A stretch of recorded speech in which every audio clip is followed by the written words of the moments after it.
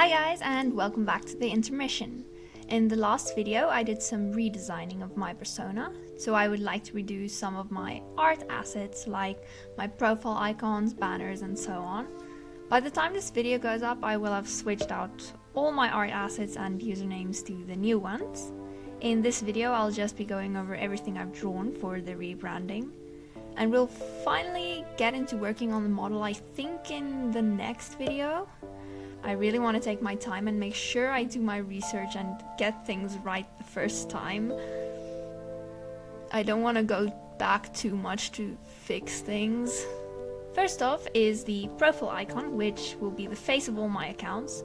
Since we're talking about the face, I might as well talk about the name real quick. I switched my usernames everywhere to Captain Kelpie. That is the name I've given my little persona, and I think it's one I'll be able to stick with for a while at least.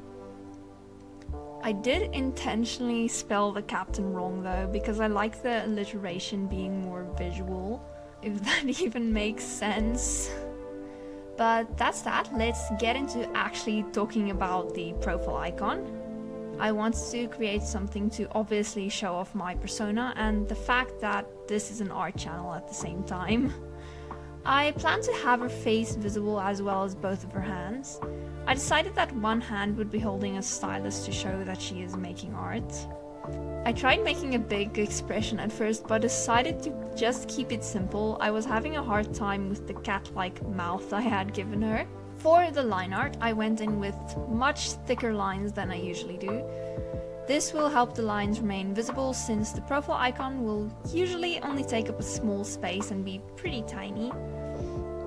I pretty much used the symmetry tool to do most of the line art, only turning it off here and there, and for the finer details that probably won't even be visible most of the time.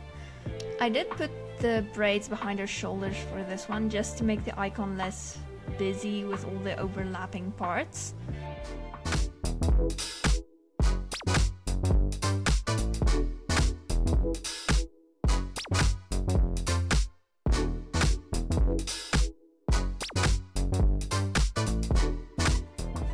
The hands were actually pretty easy to draw, since I got a nice plain base down during the sketch.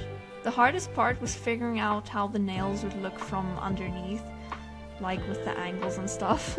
I think I got them down decently enough.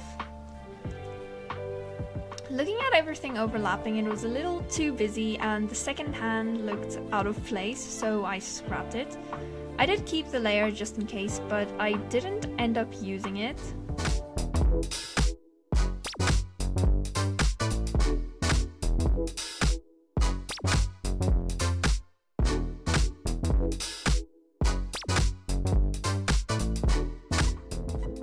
I got the colors down pretty quick. The symmetry tool was a big help for this again.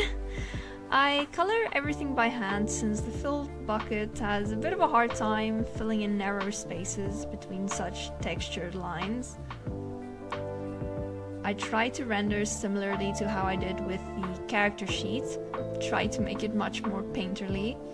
I used a hard airbrush to create the shadows and highlights on the base layer of each part. I shifted the hue to make it look more colorful and more natural. I used to shift it a set amount every time, but now I just improvise.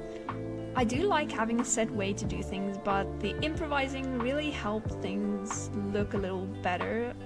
I could get more of a pop from the color variations.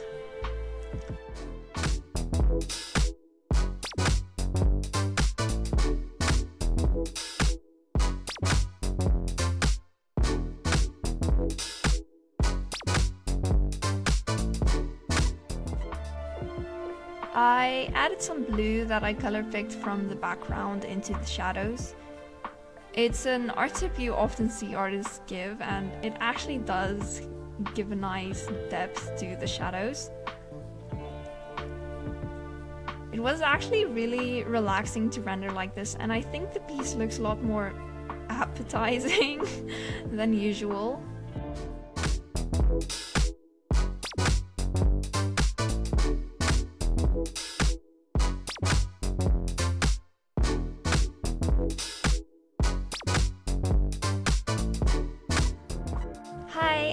just popping in to remind you to like the video, which I assume you do if you made it this far, and subscribe if you would like to see more from me in the future.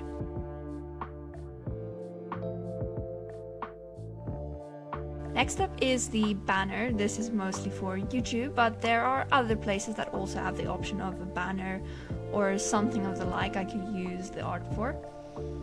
I went through a few ideas with this one. At first I wanted to keep it simple, but it felt a little lackluster.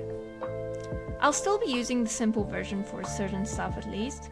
Not that it took me very long to make. It's essentially the same as the background for my character sheet. For the actual banner, I painted an ocean background using this old screenshot I took in Genshin Impact as a reference. I really wanted to use these types of colors for the scene, so it was perfect. Very dreamlike. I decided to draw my persona resting in a ship's crow's nest with a slightly adjusted version of the signature I showed you guys before next to her. I made sure to align everything nicely in the part of the banner I know is usually visible on PC, but I had to adjust the placement of some parts later on to account for all devices according to the guidelines YouTube has for the banners. For the shape of the crow's nest, I really leaned on the symmetry tool again. It really helped a lot.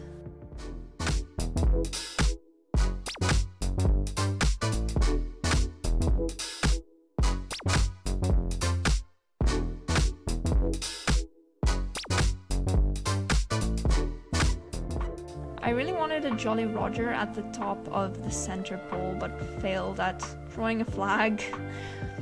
So I settled for two tiny pointed ones. Maybe I'll be able to incorporate a Jolly Roger into some future assets. I drew some ropes coming off the flagpole and from underneath the crow's nest to help it look a little more realistic but also more interesting. I opted for drawing my persona without her hat again. I don't know why, it's just what came first to me, and I really didn't want to draw the hat at that angle.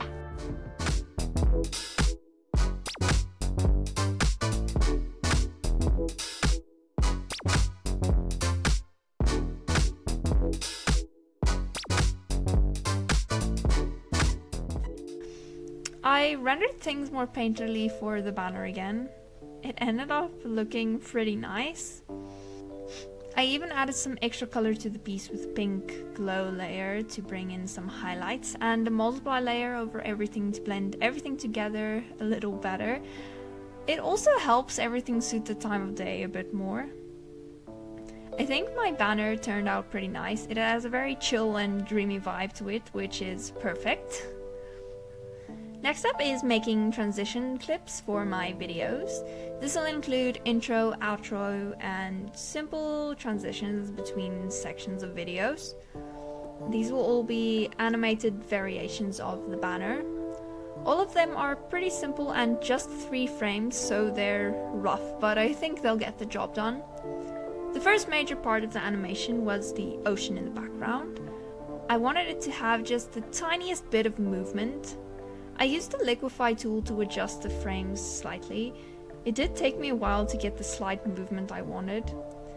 Sometimes I thought I pushed it only slightly, but it made a big jump when I played the animation back.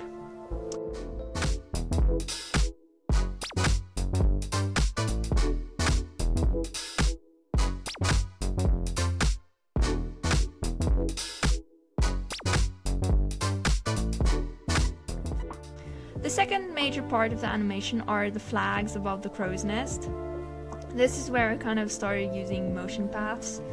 I don't think the ones I drew for the flags were very accurate to how they would move, but it helps me visualize their movement. I had them move in opposite directions of each other since I thought things looked too samey if they moved together perfectly.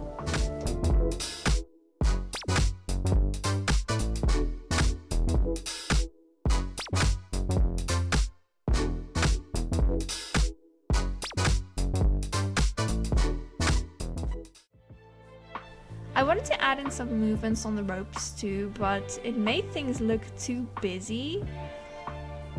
That and I couldn't get slight movement again like I did with the ocean. The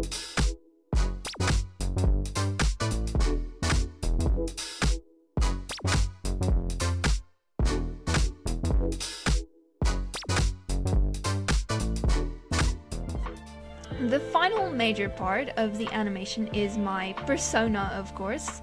The only part of her I animated was her hair swaying in the wind.